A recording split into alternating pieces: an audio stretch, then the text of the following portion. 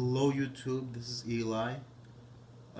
This is my 55-gallon reef tank, and the purpose of this video is if you're on the fence thinking if you should get a reef tank or not, whether you're into coral, saltwater, freshwater, it doesn't matter.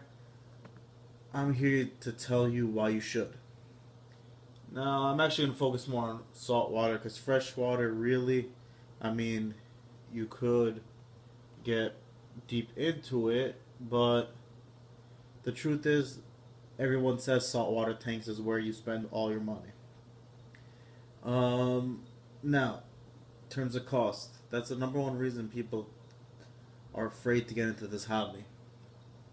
Now, yes, it can get pricey, but you can also do it simple. I mean, it depends how much money you have on you now and how much you'll have in the future. What I mean by this is what I did. I had about $800 to $1,000 up front to invest in this. I used about 700 between the tank, the stand, the live rock, the sand, salt, first few fish, just to get it all started.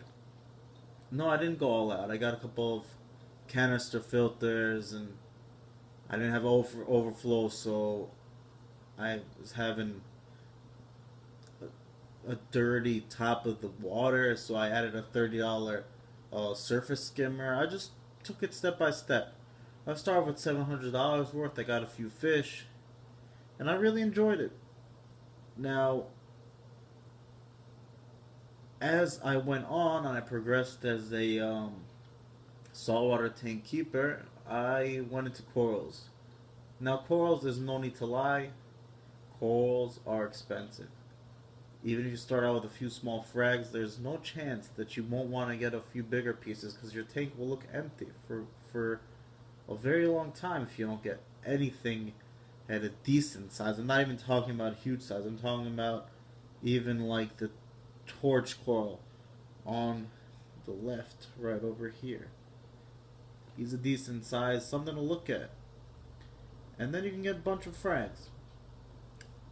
It really all depends. Now, I um, slowly upgraded my lighting. I slowly upgraded my pumps. I slowly uh, got a protein skimmer. Got into bigger corals, more expensive corals. Started off with the hydrometer. Later got a refractometer. Like it just, you could do that. On the other hand, if you do have a nice amount of money up front, um, I would just get the good stuff from the beginning.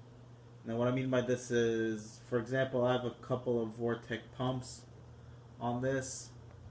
The pumps, both of them together, cost almost $600.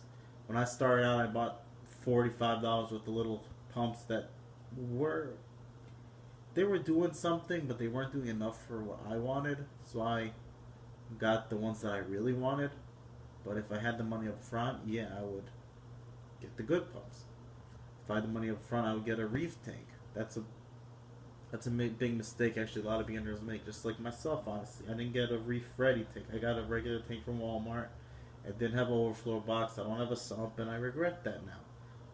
But if I had the money up front, I would go for a reef ready tank. I get me a nice sump. I get a in some protein skimmer. I put everything in the bottom. I wouldn't have to deal with these filters. But does it work? Yes. You can see here, like I'll give you a close up later of my tank. It's been about 7 months and my tank is looking great, I think. I see growth.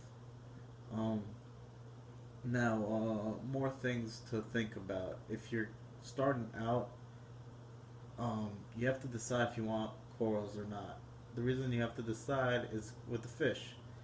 From the beginning, I knew that I would possibly evolve into corals, so I made sure that all my fish are reef safe. But there are fish that aren't reef safe, so if you're not going to go for corals, you can get some fish that are even nicer than the ones I have. It's true, and they don't even have to be that much more expensive. On the other hand, if you want corals, I mean, a reef, there's nothing like it. It's beautiful, it's gorgeous. but you can't get the same fish that you would get in a non-reef tank. Um, what else there to talk about? Water. Don't use tap water. It doesn't matter what the excuses are, what people say, and whatever they say, don't use it. Um, Another thing, invest in a good heater. Don't buy a crappy heater that'll stop working on you. That's what happened to me. Um, Filters. It can work with filters. I have two canister filters under this tank. It will work, and it is working. Lighting. Get the best that you can, the best you can afford, because if you get stuck with lighting that you do not like, I mean, it's a pain in the ass to have to invest in new ones and basically throw the other ones out. Like, what are you gonna do? Sell it for a much cheaper price? Um, Sand. You can get a shallow, you can get a deep. I wish I would have gotten it deep. Honestly, I had a little more sand to help me a little bit with filtration. Live rock, the more the better. They say a pound per gallon. I'd go for even a pound and a half. Like, why not? It's not gonna hurt. Um, what else is there to talk about? Protein skimmer, invest in a good one. It's the heart of your tank. It's the only thing that keeps the corals alive, basically. Like, I've heard people doing a reef tank without it, but I just wouldn't see a reason why. Refractometer. Don't even get a hydrometer. It's really BS. Just get a refractometer from the start. Order one off Amazon, $30. It's not that big of a deal. Another product that I would recommend, Pure Elite, helps very well. I put in my filters and it helps with phosphates. I mean, I don't think I could have what I have without that. Test kits, yes, testing is very important. You don't have to go all out and buy a $50 digital display nitrate reader. You can get the API ones or the Red Sea. I mean, if you do that, you keep up with the testing once a week, let's say, your tank will look much better. But later on, you will learn to know that, oh, look, there's algae in my glass. I guess phosphates have gone up. Maybe I need to change out my Pure Elite. Maybe I need to do something, take some steps to get rid of that. So basically, that about sums it up. Just don't be afraid to get into this hobby. It's an amazing hobby. It's a very rewarding hobby where you start seeing things grow in your tank and you see the progress and you buy new coral. There's like no better feeling. You'll love it. I'll give you a close up of my tank. Finish it off. Oh, one more thing, size. Bigger you can get, the better. You're going to want to upgrade. My rainbow brain coral. I got a war paint scully, maze brain, star polyps down here. This is my Zoa garden. Again, I'm only 7 months into this. Zinnias, hairy mushrooms, there's a Lobo frag. Dunkets have closed up for some reason. Have favas I put on that rock. I want to grow around it. Decent size toadstool mushroom. I actually love it. Monty cap. I got this about a month ago, and I can already see the white tips. I see growth. It's encrusting on that rock.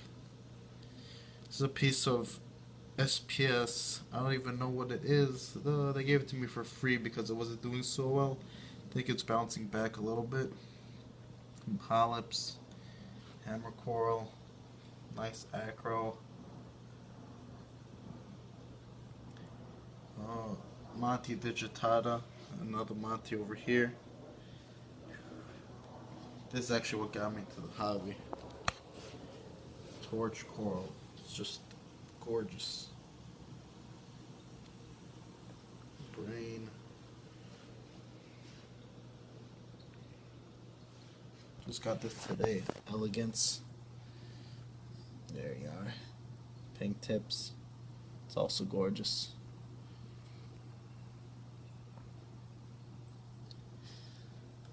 Alright. Frog spawn coral. Also beauty. Let me focus in on it.